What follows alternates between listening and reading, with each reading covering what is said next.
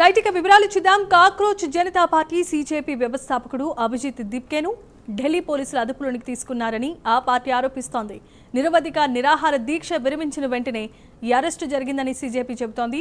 జంతర్ మంతర్ వద్ద ఆందోళన తీవ్రమైన నేపథ్యంలో ఈ ఘటన చోటు చేసుకుంది. మొత్తం 7 నిరసనకారులను అరెస్టు చేశారని తెలుస్తోంది.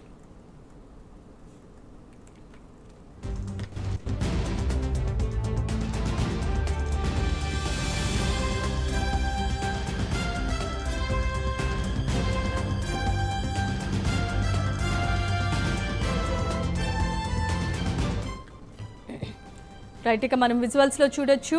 కాక్రోచ్ జనతా పార్టీ సీజేపీ వ్యవస్థాపకుడైన అభిజిత్ దీప్కేను పోలీసులు అదుపులోనికి తీసుకున్నారని ఆ పార్టీ ఆరోపిస్తోంది. నిరాహార దీక్ష విరమించిన వెంటనే ఈ అరెస్టు జరిగిందంటూ సీజేపీ చెబుతోంది.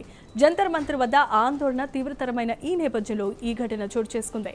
మొత్తం 7 నిరసనకారులను అరెస్ట్ చేశారని తెలుస్తోంది.